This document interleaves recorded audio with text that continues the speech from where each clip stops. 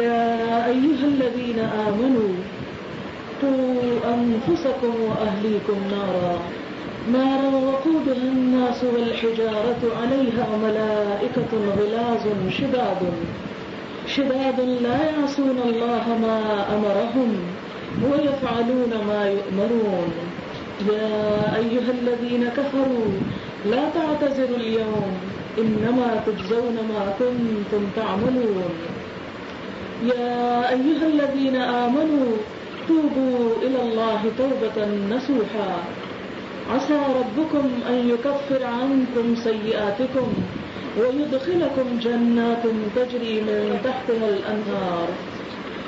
تحتها الأنهار يوم لا يخزي الله النبي والذين آمنوا معه نورهم يسعى بين أيديهم وبأيمانهم يقولون ربنا أتمم لنا نورنا واغفر لنا إنك على كل شيء قدير يا أيها النبي جاهد الكفار والمنافقين واغلظ عليهم ومأواهم جهنم وبئس المصير ضرب الله مثلا للذين كفروا امرأة نوح وامرأة لوط كانتا تحت عبدين من عبادنا صالحين فخانتاهما فلم يغنيا عنهما من الله شيئا وقيل ادخلا النار مع الداخلين وضرب الله مثلا للذين آمنوا امرأة فرعون إذ قالت رب ابن لي عندك بيتا في الجنة ونجني من فرعون وعمله ونجني من القوم الظالمين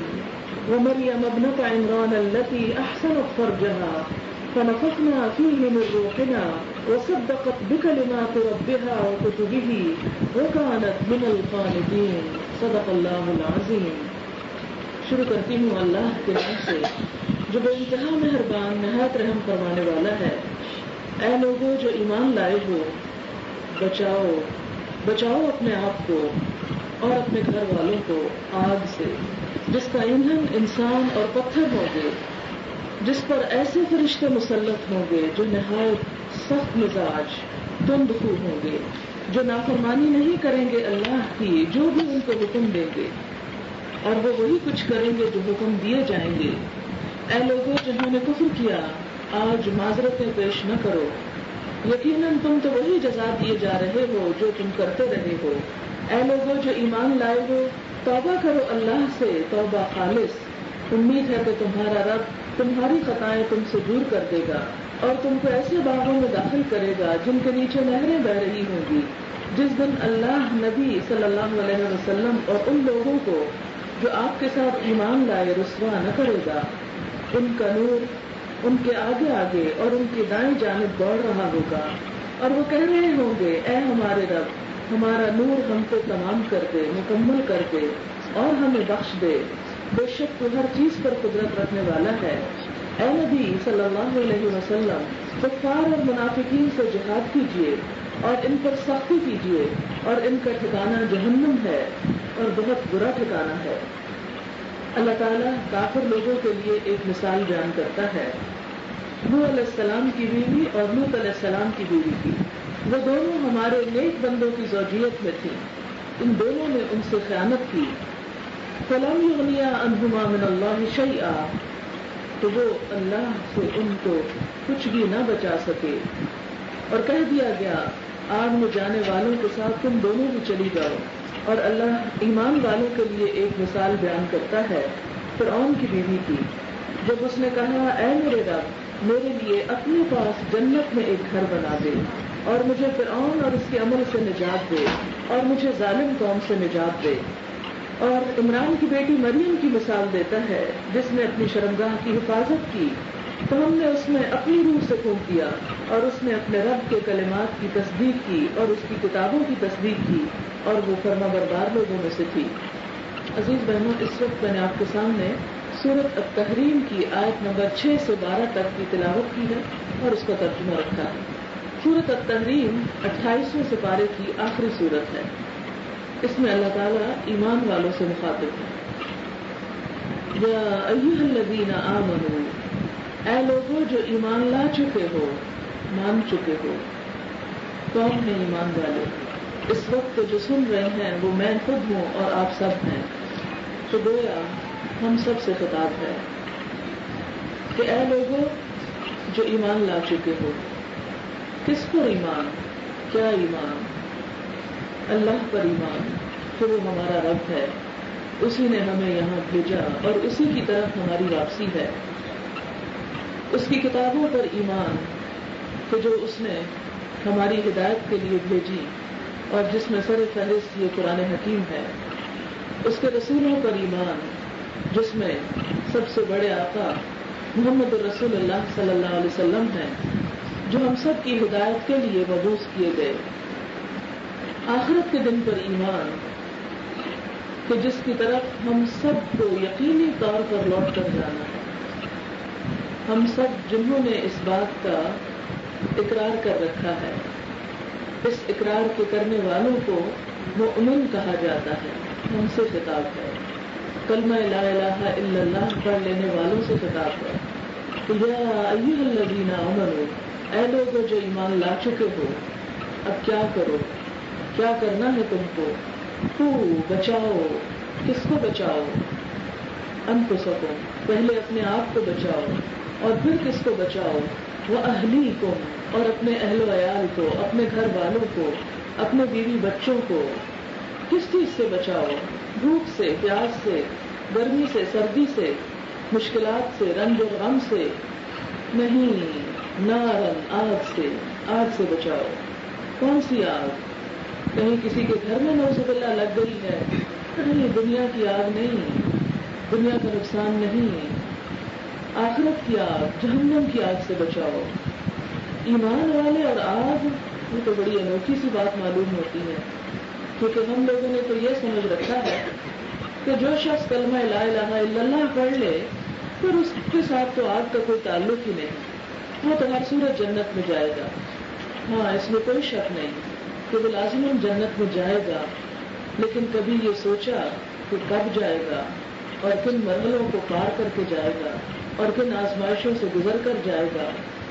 اسی کی طرف اشارہ ہے کہ اس آگ سے اپنے آپ کو بچا لو جو کلمہ پڑھنے کے بعد بھی پکڑ سکتی ہے تم کو۔ اور چونکہ وہ آگ کوئی معمولی آگ نہیں ہے، وہ آگ دنیا کی آگ کے مقابلے میں 70 گنا زیادہ سخت ہے، اور پھر مشکل یہ ہے کہ اس کا ایندھن، اس میں جلنے والی چیز وقودہ الناس، انسان خود ہوں گے، انسانوں سے بھڑکائی جائے گی وہ آگ، والحجارہ، اور پتھر کا گولا آپ نے دیکھا ہوگا کتنا شدید ہوتا ہے، کتنا سخت ہوتا ہے کہ بڑے بڑے انجن اس سے چلا دیے جاتے ہیں۔ علیہا ملائکۃ، اور پھر وہ آگ کہیں جلا کے چھوڑ نہیں دی گئی بلکہ اس کے اوپر فرشتے مقرر کر دیے گئے ہیں کہ جب جہنم میں انسانوں کو پھینک دیا جائے تو جو اندر گئے ہیں وہاں سے نکلنے نہ پائیں۔ اس کے اوپر پہرے دار مقرر ہیں، اس پہ سزا دینے والے مقرر ہیں، اور وہ کون ہے؟ ملائکہ، فرشتے۔ کون فرشتے؟ غلاظ غلیظ کی جمع، بڑے سخت مزاج، بڑے سنگ دل قسم کے، بہت ہی اکھڑ قسم کے، جو کسی کی روح رعایت کرنے والے نہ ہوں۔ شداد، شدید کی جمع، کہ بہت ہی شدید قسم کے، بہت سخت قسم کے اور بہت ہی سنگ دل قسم کے فرشتے مقرر ہوں گے، جو کسی کو جہنم میں جلتے دیکھ کر، روتے پیٹتے دیکھ کر اس پہ ترس نہیں کھائیں گے کہ اس کو وہاں سے نکلنے دیں۔ لا یعصون اللہ، وہ اللہ کی نافرمانی نہیں کرتے۔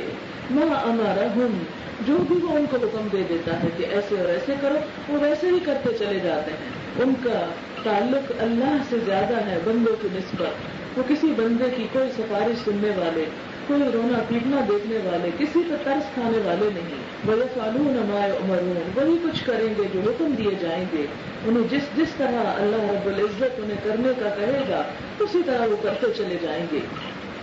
یہ حقیقت ہمیں دکھائی جا رہی ہے، ہمیں سنائی جا رہی ہے، ہمارے سامنے رکھی جا رہی ہے۔ ہم تو یہی سمجھتے ہیں کہ چونکہ ہم مسلمان پیدا ہو گئے اس لیے ہم تو جنت کے وارث ہیں اور جنت ہمارے لیے ہے، ہاں ہم کچھ بھی کر گزرے، لیکن اللہ تعالیٰ تو ہم ہی کو بچنے کو کہہ رہے ہیں کہ بچ کے رہنا، خبردار رہنا، کہیں اس میں نہ آ پڑنا۔ اسی لیے تو ہمیں یہ سکھایا گیا کہ ربنا آتنا فی الدنیا حسنۃ وفی الآخرۃ حسنۃ وقنا عذاب النار۔ کہ اے اللہ دنیا میں بھی بھلائی دے، آخرت میں بھی بھلائی دے، اور ہمیں آگ کے عذاب سے بچا۔ کیا اتنا کافی نہیں تھا کہ آخرت میں بھی بھلائی دے دینا اور بس نہیں، ساتھ ہی آگ سے بچنے کی خاص طور پر دعا۔ سورۃ آل عمران میں آتا ہے اِنَّكَ مَن تُدْخِلِ النَّارَ فَقَدْ أَخْزَيْتَهُ، جس کو تو نے آگ میں داخل کر دیا اس کو تو رسوا ہی کر دیا، وہ تو ذلیل و خوار ہو کر رہ گیا۔ اور پھر یہ آگ کیا مسلمانوں کے لیے بھی ہوگی، ان کو بھی چھو لے گی؟ جی ہاں، صحیح بخاری کی ایک حدیث سے ہمیں پتہ چلتا ہے، وہ حدیث کئی دفعہ اس میں رپیٹ بھی ہوئی ہے، کہ بہت سے ایسے اہل ایمان کہ جنہوں نے کلمہ تو پڑھا تھا لیکن اس کے ساتھ ساتھ غلط کام بھی کیے تھے، تو وہ اپنی بدعمالیوں کی سزا بھگتنے کے لیے پہلے دوزخ میں جائیں گے، اور کتنا عرصہ وہاں رہیں گے؟ جتنا جو غلط کام کیا ہوگا، جو اللہ تعالیٰ ان کے بارے میں فیصلہ کر دیں گے کہ اس شخص کے لیے اتنی سزا ہے۔ جیسے دنیا کے جیل میں جانے کی سزا ہوتی ہے، ہر مجرم کی الگ، کسی کی 2 ماہ ہے، کسی کی 2 سال ہے، کسی کی عمر قید ہے، تو بالکل جہنم بھی اللہ تعالیٰ کا جیل خانہ ہے جو اس کے مجرموں اور سرکش لوگوں کے لیے تیار کیا گیا ہے، جو دنیا میں کسی کے قابو میں نہیں آتے، اور دنیا میں نہ اللہ کا حیا کرتے ہیں اور نہ بندوں کا، اور ظلم و ستم کرتے چلے جاتے ہیں اپنی جانوں پر بھی اور دوسروں کے اوپر بھی۔ تو ایسے لوگوں کے لیے اللہ نے وہ قید خانہ تیار کر رکھا ہے، اور اس میں وہ تمام لوگ جن کے حق میں سزا کا فیصلہ ہوگا وہ جائیں گے۔ یہ بات الگ ہے کہ سزا مختلف ہوگی۔ تو بہرحال اس حدیث سے ہمیں یہ پتہ چلتا ہے کہ ہر شخص اپنی اپنی سزا بھگت کر پھر جہنم سے نکل آئے گا، اور خلود صرف ان لوگوں کے لیے ہوگا کہ جنہوں نے کفر کیا ہوگا، حتیٰ کہ جس کے دل میں رائی برابر بھی ایمان ہوگا اس کو بھی جہنم میں سے نکال لیا جائے گا، اور آخری شخص جس کو جہنم سے نکالا جائے گا وہ اتنا عرصہ جہنم میں رہے گا جتنی مدت زمین آسمان کی ہے، یعنی کئی ہزار لاکھ سال وہ وہاں پر پڑا جلتا رہے گا۔ ہم اگر کسی وقت چولہے کے پاس کھڑے ہو کر تھوڑا سا انگلی آگے ڈالیں تو ہم برداشت نہیں کر سکتے، اسے تو کیا اگر ڈھکن اٹھاتے ہوئے بھاپ بھی ہاتھ پہ پڑ جائے کہ چہرے پہ آ جائے، خدا نہ خاصا پریشر کوکر پھٹ کے کوئی اس کے چھینٹے بھی آ پڑے، یا کچھ تلتے ہوئے ہاتھ کے اوپر گھی بھی آ کے گر جائے تو کیا حال ہوتا ہے کہ چین نہیں آتا، کبھی پانی میں ہاتھ ڈالتے ہیں، کبھی کچھ دوا لگاتے ہیں، کبھی کسی طرح کبھی کسی طرح۔ کبھی اتفاق شاید ہوا ہو جلے ہوئے مریضوں کو دیکھنے کا، اگر نہیں تو کسی بھی اسپتال میں جا کر اس وارڈ میں ایک جھلک جا کے دیکھیں جس میں جلے ہوئے مریض رکھے جاتے ہیں کہ سب سے زیادہ مزریبل کنڈیشن میں وہ ہوتے ہیں، اور بیماریاں اور تکلیفیں بھی بڑی تکلیف دہ ہیں، لیکن جلنے کی تکلیف جو ہے سب سے زیادہ تکلیف ہے، سب سے زیادہ بری تکلیف، سب سے سخت ترین عذاب ہے۔ اسی لیے بندوں کو سزا دینے کی جہاں اجازت دی گئی مجرموں کو، لیکن انسانوں میں سے کسی بھی بڑے سے بڑے جرم پر جلانے کی اجازت نہیں دی گئی، یعنی مثلاً کوڑے مارنے کی سزا ہے، در بدر کرنے کی، جوتے مارنے کی، منہ کالا کرنے کی، بہت کچھ سزائیں بتائی گئی، لیکن جلانے کی سزا انسانوں کو اجازت نہیں دی گئی کسی انسان کو دیں۔ لیکن اتفاق سے کوئی عورتیں چولہا پھٹنے سے جل جاتی ہیں یا کہیں آگ لگ گئی تو اس میں جھلس گئے، تو انسان کے لیے ان کو صرف دیکھنا بھی ناقابل برداشت ہوتا ہے، حتیٰ کہ تصویر تک دیکھنا جو ہے وہ بھی ناقابل برداشت ہوتا ہے، تو کہاں یہ کہ انسان خود اس میں جا گرے۔ بہرحال اس آخری شخص کو بھی وہاں سے نکال لیا جائے گا، اور پھر جنت میں پہنچانے سے پہلے جنت سے باہر ایک نہر ہے جس کا نام ہے نہر الحیات، وہاں اس کو لا ڈالا جائے گا، ایسی ساری لاشوں کو یا ایسے سارے جسموں کو، اور پھر اس نہر کا پانی ان کے اوپر ڈالا جائے گا جس سے ان کے جسم دوبارہ بنیں گے، یعنی جیسے کوئلہ اس کو بجھایا جائے اور پھر وہ پھر سے انسان بنے، اور پھر انہیں صحیح سلامت کر کے جنت میں ڈالا جائے گا۔ تو بخاری کی حدیث سے ہمیں یہ بھی پتہ چلتا ہے کہ جنت میں جانے کے بعد بھی ان کے جسموں میں جلنے کے نشان ہوں گے۔ آپ نے دیکھا ہوگا کہ جلنے کا نشان سکن سے نہیں جاتا، تو جنت والے ان کو جہنمیون کہیں گے کہ یہ وہ لوگ ہیں جو پہلے جہنم میں گئے تھے۔ کتنی رسوائی کی بات ہے، جیسے کوئی شخص کسی جیل میں چلا جائے تو ساری زندگی کے لیے اس کے اوپر ایک عیب لگ جاتا ہے کہ فلاں جیل میں گیا تھا، اس بات کو کوئی بھی بتانا پسند نہیں کرتا کہ کوئی شخص مجرم کی حیثیت سے جیل میں رہ کے آیا، کتنی رسوائی کی بات ہے۔ تو بالکل اسی طرح وہ نشان ان کے لیے ایک طرح سے رسوائی کی بات ہوگی، تو پھر اللہ تعالیٰ ان کے وہ نشان بھی بالآخر دور کر دیں گے تو وہ عام اہل جنت کی طرح ہو جائیں گے. تو اس پر تو پتہ نہیں کتنا وقت اور کتنا فاصلہ لگے گا. ہم دنیا میں تھوڑی سی گرمی برداشت نہیں کر سکتے. اس وقت اگر ہم صرف ایئر کنڈیشنر بند کر دیں تو ہمارا سانس لینا دوبھر ہو جائے. حالانکہ یہاں کوئی نہ دھوپ ہے نہ آگ ہے نہ گرمی ہے، صرف انسانوں کے سانسوں کی گرمی بھی ہم سے برداشت نہیں ہوتی. تو ہم اس آگ کے بارے میں کیسے بے فکر ہو چکے ہیں، کیوں اتنے نڈر ہو چکے ہیں، کیوں اس کے بارے میں سوچتے ہی نہیں، ہمیں خیال ہی نہیں آتا. بہت ساری ایسی حدیثیں جن میں واضح طور پر بتا دیا گیا. پہلے تو مثلاً 1-2 آیات آپ لے لیں کہ جہنم میں جانے والوں سے پوچھا جائے گا کہ جنت والے جب جنت میں جائیں گے تو جہنم والوں سے پوچھیں گے فی جنات یتساءلون عن المجرمین ما سلککم فی سقر. جنت میں جانے والے جہنم میں جانے والوں سے پوچھیں گے کہ تمہیں جہنم میں کیا چیز لے گئی، کیوں پہنچے ہو یہاں. ما سلککم فی سقر قالوا لم نک من المصلین. وہ کہیں گے ہم نماز پڑھنے والوں میں سے نہ تھے، ہم نماز نہیں پڑھتے تھے. پہلا جرم. آج آپ دیکھیں کہ ہمارے ہی گھروں میں ہمارے بچے نمازوں کی کتنی پابندی کرتے ہیں، کیونکہ ہمیں یہ کہا جا رہا ہے نا اپنے آپ کو بھی بچاؤ اور اپنے بال بچوں کی بھی فکر کرو. اگر بچے نے کسی دن اسکول کا ہوم ورک نہ کیا ہو، کسی ٹیسٹ کے دن وہ چھٹی کرنا چاہے، ہماری جان پہ بن جاتی ہے. جس نے ہوم ورک نہیں کیا یہ پیچھے رہ گیا، سارے پرچوں میں پاس ہو ایک میں فیل ہو جائے، ہماری نیندیں حرام ہو جاتی ہیں کہ ہمارا بچہ پیچھے رہ گیا ہے. ہمارے لیے ناقابل برداشت ہو جاتی ہے یہ بات. آپ دیکھیں کہ جن دنوں بچوں کے امتحان ہوتے ہیں مائیں سب کام کاج چھوڑ دیتی، ادھر ادھر آنا جانا، گھر میں بیٹھے ہیں. کیوں پوچھے کوئی کہ کیوں نہیں نکل رہے؟ کہ بچوں کے امتحان ہیں. آج کل بڑی مصروفیت ہے، بچوں کے امتحان ہیں. تو یہ دنیا کے امتحان کے لیے ایسی ایسی فکر کرتے ہیں کہ شاید اتنی بچوں کو فکر نہیں ہوتی جتنی ہم کو فکر ہوتی ہے، جتنا ہم ان کے لیے پریشان ہو رہے ہوتے ہیں. کس لیے؟ تاکہ ہمارے بچے اس دنیا میں باعزت زندگی بسر کر سکیں، اس دنیا میں انہیں تکلیف اور مشکل نہ ہو. حالانکہ دنیا میں رہتے ہوئے اگر بھوکا بھی ہو، کوئی پیاسا بھی ہو، ننگا بھی ہو تو آگ میں تو نہیں ہوتا. وہ ذلت تو نہیں جو جہنم کے اندر ہے، پھر بھی وہ ایک سکون نہیں ہے. وہاں کے مقابلے میں دنیا کی دھوپ بھی کچھ نہیں، دنیا کی بھوک بھی کچھ نہیں، یہاں کی پیاس بھی کچھ نہیں.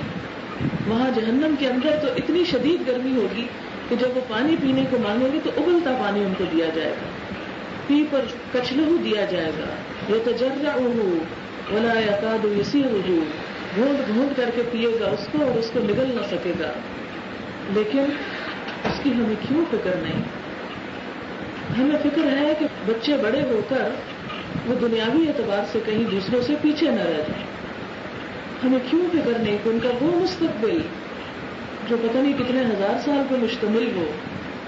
دنیا کا مستقبل تو چند سالوں پہ محیط ہے نا. جتنی کسی کو زندگی مل گئی تو 100 سال مل گئی اور وہ بھی ارذل العمر ہو جاتی ہے، رہنے کے قابل نہیں رہتی. اس سے تو موت بہتر ہوتی ہے، اس سے تو سب پناہ مانگتے ہیں. تو میکسیمم 100 سال کی زندگی کے لیے تو ہم اتنے فکر مند ہوں کہ ان کو سویرے سویرے اٹھا دیں، ان کو کئی کئی میل دور اسکولوں میں بھیجیں، ان کو کئی کئی سال ہاسٹلوں میں رکھ چھوڑیں. آپ نے دیکھا ہوگا کہ بہت سارے بچے جو ہاسٹلز میں آتے ہیں بالکل چھوٹی چھوٹی عمر، 6-6 سال کی عمر میں، اور کئی کئی سال 12-12 سال ہاسٹل میں رہتے ہیں. اگر اس کے بعد بھی کئی بچوں کا حال آپ کو بھی معلوم ہوگا تو بالکل ینگ ایج میں مائیں ہاسٹل میں بھیج دیتی ہیں. ہمارے پاکستان میں بھی مشہور کالجز ہیں، نام لینے کی ضرورت نہیں، کہ جہاں بچوں پہ ہزاروں روپے فیسیں خرچ کر کے زندگی بھر کے سرمایہ زمینیں بیچ کے ان کو پڑھاتے ہیں، فکر کرتے ہیں. لیکن ان کی آخرت کے لیے کیا ہو رہا ہے ہم میں سے اکثر فکر نہیں کرتے. کیا وہ اس جہنم سے بھی بچنے کا سامان کر رہے ہیں؟ ہم ان کو اچھا اخلاق اور اچھی عادات دے رہے ہیں؟ ان کو جنت کے سوداگر بھی بنا رہے ہیں یا نہیں؟ یہ ہم سب کے سوچنے کی بات ہے. یہ والدین کو، باپ کو بھی سوچنا ہے، کیونکہ نبی صلی اللہ علیہ وسلم نے فرمایا کہ ہر انسان کلکم راع وکلکم مسئول عن رعیتہ، تم میں سے ہر شخص نگران ہے اور اس سے اس کی رعیت کے بارے میں پوچھا جائے گا. اور والمرأۃ راعیۃ فی بیت زوجها ومسئولۃ عنها، عورت وہ بھی راعیۃ نگران ہے، وہ مسئولۃ اور اس سے بھی پوچھا جانے والا ہے فی بیت زوجہا، اس کے شوہر کے گھر کے بارے میں کہ اس نے اپنے بچوں کے ساتھ کیا معاملہ کیا، ان کی تعلیم اور تربیت کا کیا اہتمام کیا، ان کے اخلاق سنوارنے کے لیے کتنی تکلیفیں اٹھائیں. آپ دیکھیں کہ بچہ جو ہی پیدا ہوتا ہے تو کیا حکم ہے، 7 سال کا ہو جائے تو نماز کے لیے کہو، 10 سال کا ہو جائے تو سختی بھی کر سکتے ہو، اور بالغ ہونے پہ تو کوئی چھوٹ ہے ہی نہیں. لیکن ہم میں سے کتنی مائیں ہیں کہ جنہوں نے 7 سال سے کہنا ہی شروع کر دیا ہو، اور 10 سال میں واقعی فکر مند ہو کہ ابھی عادت پکی نہیں ہوئی، اور بالغ ہونے پر تو ان کو شدید پریشانی لاحق ہو جائے کہ ابھی بچے نمازی کیوں نہیں ہوئے. اور پھر آپ دیکھیں کہ دنیا میں جب اسکولوں میں جانا ہوتا ہے تو سویرے سویرے اٹھا دیتے ہیں، اور ویکینڈ پہ نماز کے لیے نہیں اٹھا سکتے، کہتے کیا سو رہے ہیں، آج ویکینڈ ہے سونے دو ان کو. ان پہ رحم کرتے ہوئے، ان پہ شفقت کرتے ہوئے، ان سے محبت جتاتے ہوئے، یہ نہیں کہ یہ محبت انہی کے حق میں الٹی پڑے گی، انہی کے لیے وبال جان بنے گی. کیونکہ اگر عادت بچپن میں پختہ نہ ہوئی ہو تو بڑے ہو کے عادت پختہ کرنا بڑا ہی مشکل کام ہو جاتا ہے. اگر آپ ایک بچے کو بچپن میں لکھنا نہ سکھائیں تو بڑے ہو کر آپ اس کو لکھنا سکھائیں تو اس کی اسپیڈ ساری زندگی صحیح نہیں ہو سکتی. میں ایک ایسی خاتون کو جانتی ہوں جو کسی کچی بستی میں تھی، بڑے ہو کر انہوں نے پڑھنا شروع کیا اور ماسٹرز تک پہنچی، لیکن آج تک ان کی یہ کمزوری باقی ہے کہ وہ تیز لکھ نہیں سکتی امتحان میں، بمشکل پرچہ پاس کرتی کہ اسپیڈ نہیں بنی، بچپن میں نہیں لکھا. اسی طرح کوئی بھی چیز جو بچپن میں نہ سکھائی جائے وہ بڑے ہو کر اس کو اختیار کرنا اور اسے پختہ کرنا انتہائی مشکل ہو جاتا ہے. تو جہنم میں جانے والوں سے سب سے پہلی بات جو پوچھی جائے گی، ما سلککم فی سقر، جہنم میں کیا چیز لے گئی؟ کہیں گے لم نک من المصلین، ہم نماز پڑھنے والوں میں سے نہ تھے، ولم نک نطعم المسکین، اور ہم مسکین کو کھانا نہیں کھلاتے تھے، بھوکے کو کھانا نہیں کھلاتے تھے، ضرورت مند کی ضرورت نہیں پوری کرتے تھے. اور آج آپ دیکھیں کہ ہمارے معاشرے کے اندر کتنی غربت، کتنا افلاس اور کتنی مشقت ہے. ہماری آبادی کی اکثریت جو ہے وہ پاورٹی کی اس حد کو پہنچی ہوئی ہے کہ جس میں انسانی حیثیت کے ساتھ رہنا بھی مشکل اور محال ہے. لیکن ہم جن کو اللہ نے دیا ہے، ہم میں سے کتنے ہیں کہ جو ان کے بارے میں بھی سوچتے ہوں اور اس لیول اور کیپیسٹی میں سوچتے ہوں کہ واقعی ان کے ان مسائل کا حل نکل آئے. ہمارا معاشرہ بے حس معاشرہ ہو چکا ہے. اور پھر تیسرا جرم کیا؟ وَكُنَّا نَخُوضُ مَعَ الْخَائِضِينَ، اور ہم بحثیں کرنے والوں کے ساتھ، دین کا مذاق اڑانے والوں کے ساتھ مل کے ہم بھی مذاق اڑاتے تھے کہ دین میں پریکٹیکل چیزیں تلاش کرنے کی بجائے وہ خیالی باتیں اور ان ایشوز کے اوپر بحثیں کرتے تھے کہ جن سے ہمارا کنسرن ہی نہیں تھا. آج ہمارے معاشرے میں ایک فیشن بن چکا ہے، جہاں کہیں دین کی مجلس ہو، دین کی بات ہو تو ایسے سوال جواب ہوتے ہیں کہ جن کا حقیقی زندگی سے کوئی تعلق نہیں. جس کو پتہ چلتا کہ اچھا قرآن پڑھ رہے ہو کہ عورتوں کو عموماً یہ سننے میں آیا، اچھا وہی قرآن پڑھا ہے، اس میں 4 شادیوں کا حکم ہے، یعنی عورتوں کو خاص طور پر مذاق کیا جاتا ہے. تمہیں پتا قرآن میں 4 شادیوں کی بات ہے، تمہیں پتا اس میں عورت کی گواہی آدی ہے، تمہیں پتا اس میں عورت کو مارنے کا حکم ہے، وہ قرآن پڑھتے ہو. یبغونہا عوجا، اس کا ٹیڑھا پن اور اس کی کجی تلاش کرنے کی کوشش میں. عورت کا حصہ 8واں ہے وراثت میں، اور طرح طرح کے مذاق کی باتیں. تو یہ ہماری امت مسلمہ کر رہی ہے. وہ جو اللہ رسول کو ماننے والے ہیں وہ خود اپنے دین کا مذاق اڑا رہے ہیں. اگر کوئی کافر یہ کرتا تو ہم کہتے کہ کافر ہے، اس کو کیا ہمارے دین سے. لیکن جب اپنے ہی اپنے گھر کو توڑ پھوڑ میں لگ جائے، اپنے ہی لوگ اپنے گھر کی لوٹ پوٹ کرنے لگے تو پھر ان کا کیا علاج ہو سکتا ہے؟ وہ گھر کیسے محفوظ رہ سکتا ہے جس کے اپنے رہنے والے اس کی کیئر نہ کریں؟ پھر اسی طرح آپ دیکھیں کہ جہنم میں لے جانے والی باتوں میں سے اور کون سی ہیں.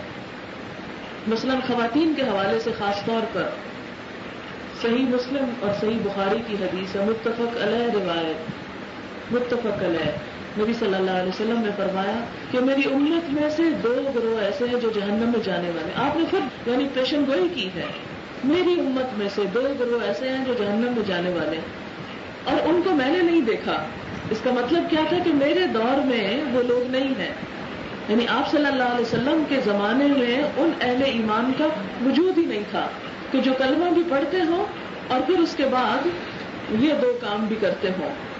پھر آپ دیکھیں جیسے ابھی نماز کا میں نے ذکر کیا تو نبی صلی اللہ علیہ وسلم کے زمانے میں کوئی شخص جو کلمہ پڑھتا ہو پھر ہو نہیں سکتا کہ وہ نماز نہ پڑھتا ہو اور نماز کے لیے مسجد نہ آتا ہو.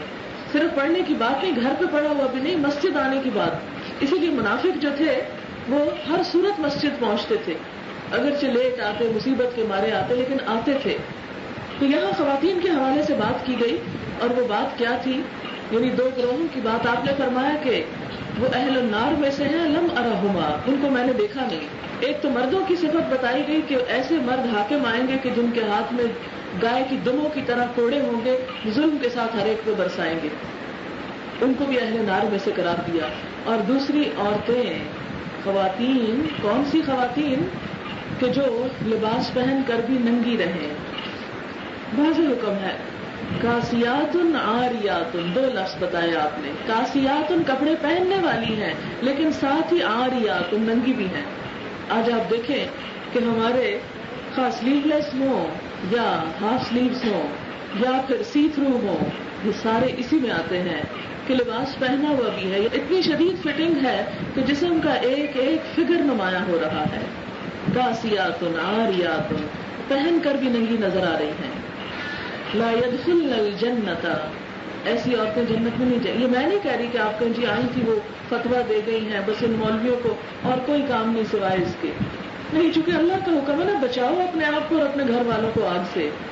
تو ہم سب کا فرض ہے کہ ایسے کاموں کے بارے میں واضح طور پر بتائیں کہ جو انسان کو جہنم میں لے جانے والے, کھول کے بتائیں, ان کو چھپا کے رکھ نہ دیں کہ کل کو آپ میرا گریبان پکڑے کہ آپ آئی تھی اور آپ نے بتایا کیوں نہیں کہ وہ کام کون سے تھے جو جہنم میں لے جانے والے. ٹھیک ہے, اگر آپ مجھے برا کہیں گے, میرے بارے میں اچھے الفاظ نہیں کہیں گے, میری تعریف نہیں کریں گے, باہر جا کے میری برائی بھی کریں گے, تو کیا فرق پڑتا؟ مجھے کون سی خبر ہوگی کہ آپ نے کیا کہا؟ اس سے میرے صحت پہ تو کوئی اثر نہیں. لیکن مجھے فکر اس بات کی ہے کہ کہیں قیامت کے دن آپ یہ نہ پکڑ لیں کہ وہ باتیں کون سی تھی کہ جس میں کہا بچاؤ اپنے آپ کو, اور پھر وہ بتایا بھی نہیں گیا. تو ساری باتیں تو میں نہیں بتا سکتی اس چھوٹی سی مجلس میں, صرف ان کی نشاندہی کر سکتی ہوں, تھوڑا سا پوائنٹ آؤٹ کر سکتی ہوں کہ یہ ہمارے معاشرے کے ایسے برننگ ایشوز ہیں کہ جس میں ہم بہت ہی کیئرلیسنس کا مظاہرہ کر رہے ہیں, جس کا ہم احساس بھی نہیں کر رہے. کاسیات عاریات لا يدخلن الجنت ولا یجدن ریحها, نہ جنت میں جائیں گی نہ اس کی خوشبو پائیں گی, حالانکہ اس کی خوشبو دور دور تک پھیل رہی ہوگی کہ جنت کی خوشبو سے بھی ان کو محروم کر دیا جائے گا. کوئی چھوٹی بات ہے. آج ہم دنیا میں رہتے ہوئے کبھی میں پوچھتی ہوں خواتین سے کہ پتہ ہے نا اللہ کا حکم ہے اپنے آپ کو ڈھانکنا, پھر بھی ہم کیوں نہیں ڈھانکتے؟ کس کا خوف ہے؟ کیا چیز آڑے آئی ہوئی ہے؟ کیا چیز رکاوٹ بنی ہوئی ہے؟ تو عموماً رکاوٹ لوگوں کا خوف ہے, لوگ کیا کہیں گے, یا لوگ تعریف نہیں کریں گے, لوگ پینڈو کہیں گے, لوگ باتیں بنائیں گے. کبھی دیکھیں کہ قیامت کے دن یہ سارے لوگ بھی مل کر اللہ کے عذاب سے بچانا چاہیں تو بچا نہ سکیں گے, کام نہیں آئیں گے, بلکہ الٹا ایک دوسرے کو لان تان شروع کر دیں گے. وہاں پہنچ کر ایک دوسرے کو کہیں گے تم نے ہمیں گمراہ کیا, وہ کہیں گے تم ہمارے بھٹکنے کا سبب بنے. لہٰذا ایسے تمام لوگ جو ہم سے حرام کام کروا کے, اللہ کی نافرمانی کروا کے ہماری تعریف کرنا چاہتے ہیں, وہ دراصل ہمارے دشمن ہیں, وہ ہمارے مخلص نہیں ہیں. جو ہم سے اللہ کی نافرمانی چاہتے ہیں کہ ہم اللہ کی حدود توڑ کے ان کو پامال کر کے اور ان کو خوش کریں, اور یاد رکھیں وہ خوش پھر بھی نہیں ہوتے. جتنے زیادہ آپ خوبصورت نظر آئیں گے اتنے ہی وہ جیلس آپ سے زیادہ ہو جائیں, پھر بھی وہ راضی نہیں ہوں گے, پھر بھی وہ کسی اور بات کو مثال بنا لیں گے, کسی اور چیز میں مین میخ نکالنا شروع کر دیں گے. وہ سٹیج تو بہت بعد میں آتی ہے کہ جس میں حجاب اور وہ نقاب اور معلوم نہیں کیا کچھ, لیکن ہم تو جو بیسکس ہیں, جو شرم و حیا کے بنیادی تقاضے ہیں, ان کو بھی ہمارا اسلامی معاشرہ پامال کر رہا ہے. کسی بازار میں چلے جائیں, کسی ریسٹورانٹ میں چلے جائیں, کسی پکنک پوائنٹ پہ چلے جائیں, بہت سی ایسی خواتین جو اسی صفت کے نیچے آتی ہیں, کاسیات عاریات. پوچھیں آپ ان سے کلمہ پڑھتی ہیں, بڑے فخر سے کہیں گے پڑھتے ہیں, شاید تہجد بھی پڑھتے ہیں, نماز بھی پڑھتے ہیں, بسا اوقات تہجد بھی پڑھ رہے ہیں. تو آپ دیکھیں کہ ایک طرف ہم نیک کام بھی کریں اور دوسری طرف غلط بھی کریں, ایک طرف تعمیر کریں دوسری طرف ڈائنامائٹ سے اڑاتے جائیں, تو کیا فائدہ اس کا؟ آپ کو معلوم ہے کہ نماز کی تو صفت یہ بتائی گئی کہ ان الصلاۃ تنہی عن الفحشاء والمنکر, کہ نماز بے حیائی اور برائی سے روکتی ہے انسان کو. افسوس کی بات تو یہ کہ ہمیں پتہ ہونے کے باوجود پھر کہتے ہیں کہ ہم بس سب کچھ کر سکتے ہیں, یہ نہیں کر سکتے. چلیں ٹھیک ہے, مان لیا نہیں کر سکتے, ذرا اپنے آپ کو کسی دن 1 گھنٹہ صرف آج کل کی دھوپ میں کھڑا کر لیں ننگے پاؤں، صرف 1 گھنٹہ، پھر دیکھتے ہیں کر سکتے ہیں یا نہیں. پھر اپنے آپ سے پوچھیں یہ ٹھیک ہے یا یہ کر سکتے ہیں، اللہ کے حکم کی پابندی کر سکتے ہیں یا اس دھوپ میں کھڑے ہو سکتے ہیں. تو آپ کہیں وہ تو 5 منٹ بھی دھوپ میں نہیں کھڑے ہو سکتے، آگ میں کیسے کھڑے ہو سکتے ہیں؟ پھر اور کون سی چیز ہے جو آگ میں لے جانے والی ہے، خصوصاً خواتین کو؟ آپ صلی اللہ علیہ وسلم نے فرمایا کہ مجھے جہنم کی اکثریت عورتوں پر مشتمل نظر آئی، اور اس کی وجہ جب پوچھی گئی تو فرمایا شوہر کی ناشکری ہوتی ہے، شوہر کی ناشکری. اور کس طرح ناشکری؟ کہ آپ صلی اللہ علیہ وسلم نے فرمایا کہ عرصے تک ایک لڑکی بن بیاہی گھر میں بیٹھی رہتی ہے، پھر اللہ اس کو شوہر دیتا ہے، پھر بچے دیتا ہے، اور یہ سب کچھ پا کر کبھی کسی بات پر شوہر سے ناراض اٹھتی ہے تو کہتی میں نے تجھ سے کوئی خوشی دیکھی نہیں، کچھ نہیں دیا تو نے مجھے، کچھ نہیں پایا تیرے گھر میں آ کے. یہ جملہ جو ہے خاص طور پر آپ نے اسے مینشن کیا، یہ ہے شوہر کی ناشکری کا جملہ. اب دیکھیں کہ گھر میں کتنے سارے کام اس کی مرضی پہ چل رہے ہوتے ہیں. آپ گھر سجاتے ہیں، بناتے ہیں، کسی کو دے رہے ہیں، کسی سے لے رہے ہیں، کچھ کر رہے ہیں. مردوں بیچاروں کو تو پتہ ہی نہیں ہوتا. بچوں کی شادیوں پہ سب کچھ کس کی مرضی سے ہو رہا ہوتا ہے. جہیز جو بن رہے ہوتے ہیں شوہر بیچارے تو کما کما کے لا کے دینے والے ہی ہوتے ہیں، چاہے وہ حلال سے کمائیں یا حرام سے کمائیں. ہمیں تو اس پہ بھی ان پہ ترس نہیں آتا کہ وہ حلال کا لا رہے ہیں یا حرام کا لا رہے ہیں. ہمیں تو صرف اپنی دنیا کی عیاشی کے لیے چاہیے ان سے. یعنی اکثر مرد حرام سے اس لیے نہیں بچ پاتے کہ گھر والوں کے مطالبات بڑے سخت ہیں، ڈیمانڈز بہت زیادہ ہیں، ایک ریس لگی ہوئی ہے، لہٰذا وہ کہیں سے بھی لائیں، بلا کر دیں ہمیں. تو اس میں سب کچھ کس کے ہاتھ میں؟ عورت کے ہاتھ میں. پھر بھی عورت پانے کے بعد کیا کہتی ہے؟ کچھ پایا ہی نہیں، کوئی خوشی ہی نہیں دیکھی. اور کون سی چیزیں انسان کو جہنم میں لے جانے والی ہیں؟ اس میں حرام مال کہ جو انسان کھائے تو دعا قبول نہ ہو، اور اگر وارثوں کے لیے چھوڑ جائے تو جہنم کا توشہ بنے. تو یہ تمام چیزیں ہمارے معاشرے میں ہمیں نظر آتی ہیں لیکن ہم ان کو برا کہہ نہیں پاتے. ہم ایک دوسرے کا لحاظ کرتے رہتے ہیں کہ کیا کہیں دوسرے کو، لیکن یہ ہماری خیر خواہی نہیں. اس کا یہ مطلب نہیں کہ ہم بد اخلاق ہو جائیں، بد لحاظ ہو جائیں، لوگوں کو تانے دینا شروع کر دیں کہ دیکھو تم نے یہ کیا اور وہ کیا. نہیں، اس کا طریقہ یہ کہ جس طرح اللہ سبحانہ وتعالیٰ نے نبی صلی اللہ علیہ وسلم کو فرمایا فذکر فإن الذکریٰ تنفع المؤمنین، نصیحت کرو، یاد دہانی کراؤ، کیونکہ نصیحت اہل ایمان کو فائدہ دیتی ہے. کسی بھی انسان کے لیے دین پر چلنے کے لیے کچھ شرائط ہیں، دین پر استقامت کے لیے، دین پر قائم رہنے کے لیے کچھ شرائط ہیں. اور وہ کیا؟ جس طرح اللہ تعالیٰ فرماتے ہیں نا یثبت اللہ الذین آمنوا بالقول الثابت فی الحیاۃ الدنیا، کہ اللہ قول ثابت کے ساتھ اہل ایمان کو دنیا میں بھی ثابت قدم رکھتا ہے، وہ فی الآخرہ اور آخرت میں. یہ قول ثابت کیا ہے؟ یہ کلمہ لا الہ الا اللہ ہے. اور اس کلمے کی مثال کیا ہے؟ قرآن پاک میں سورۃ ابراہیم میں فرمایا کہ کلمہ طیبہ کی مثال ایک پاکیزہ درخت کی طرح ہے، ایک عمدہ درخت کی طرح ہے. کشجرۃ طیبۃ اصلها ثابت، جس کی جڑ مضبوط ہے، وفرعها فی السماء، اور شاخیں آسمان تک پھیلی ہوئی ہیں. اور اس درخت کی خصوصیت کیا ہے؟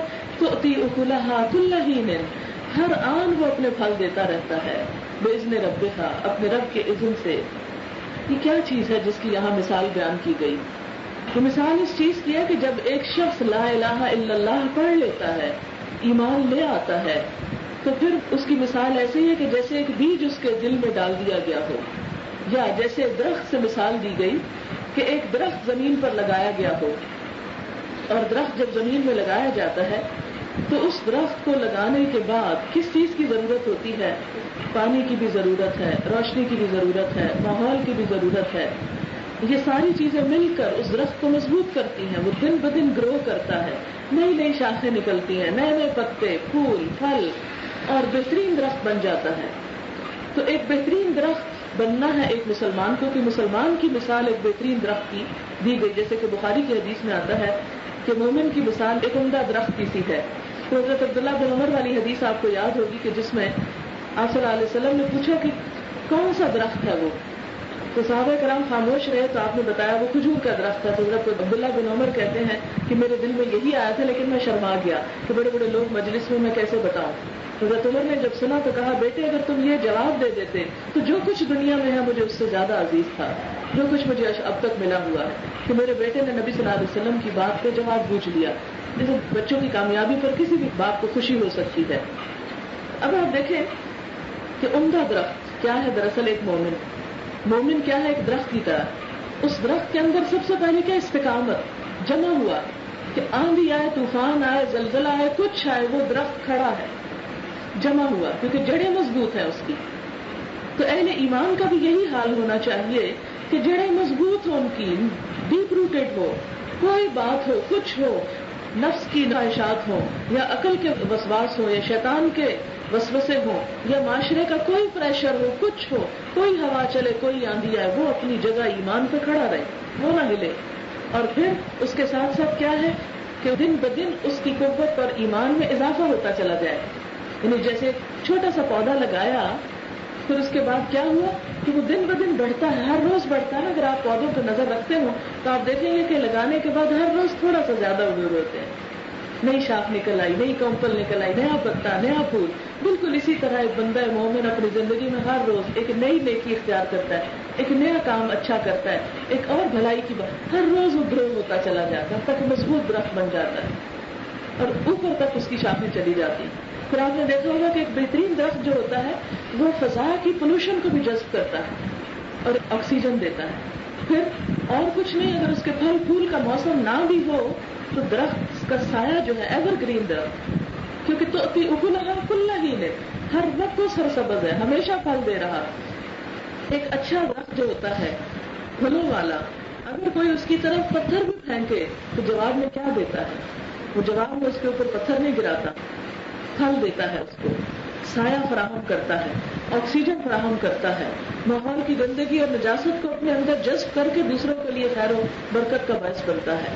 تو بندہ مومن کو بھی ایسا ہی بننا ہے, ہم سب کو بھی ایسا ہی بننا ہے کہ جس میں ہر روز ایمان بڑھے, کیونکہ آپ نے فرمایا جس کا آج اس کے کل سے بہتر نہیں وہ برباد ہو گیا, کیونکہ وہ ترقی رک گئی نا. نہیں, ہر روز ایک نئی کاؤنٹل, ایک نیا خیر کا کام, ایک نئی بھلائی کی بات. یہ نہیں کہ جو پہلے ہے اس کو بھی ختم کر کاٹ کے رکھ دے. نہیں, اگر کسی درخت کو کاٹ کاٹ کے رکھا چلا جائے تو وہ بڑھ نہیں سکتا. پھر اس کے بعد آپ دیکھیں کہ معاشرے کے اندر جو خرابیاں ہیں, جو برائیاں ہیں, جو آس پاس اذیتیں ہیں, ان سب کو پیتا چلا جائے اور پی کے جواب میں جیسے درخت کاربن ڈائی آکسائڈ لے کے تو جواب میں کیا دیتے ہیں, آکسیجن دیتے ہیں. تو بالکل اسی طرح بندہ مومن بھی کیا کرے, ادھر ادھر کی شر سے اور خرابی اور فساد کی اصلاح کی کوشش کرے اور لوگوں کی ان برائیوں کے جواب میں ان کے ساتھ بھلا معاملہ کرتے ہوئے انہیں خیر اور بھلائی اور نیکی اور حق کی طرف ان کو لے کر آئے. تو یہ ایک بندہ مومن کی مثال ہے. اب اس کے لیے کیا ضروری ہے کہ ماحول ہو اس درخت کے لیے. اگر کسی بھی درخت کے اوپر آپ کمرہ تعمیر کر لیں تو کچھ دن کے بعد درخت سوکھ جائے گا, ماحول نہیں ملے گا, مضبوط درخت بھی سوکھ کے پیلا ہو جائے گا, ختم ہو جائے گا. پانی ملنا چاہیے, اس کو روشنی ملنی چاہیے, ماحول ملنا چاہیے. اسی طرح ہر بندہ مومن کے لیے یہ چیزیں لازم ہیں. علم کا پانی بھی قرآن پاک میں اللہ تعالیٰ نے علم کو آسمانی بارش سے تشبیہ دی, تو وہ پانی جو ہے علم کا وہ بھی آتا رہنا چاہیے. اگر وہ پانی آپ ختم کر دیں گے, اسٹاپ کر دیں گے, پودا وہی رک جائے گا, سوکھ جائے گا. تو ساری زندگی طالب علم رہنا ایک بڑے ہی فخر کی بات ہے. اسلام میں نہایت پسندیدہ, اسی لیے کہا کہ پنگوڑے سے لے کے قبر تک علم حاصل کرو.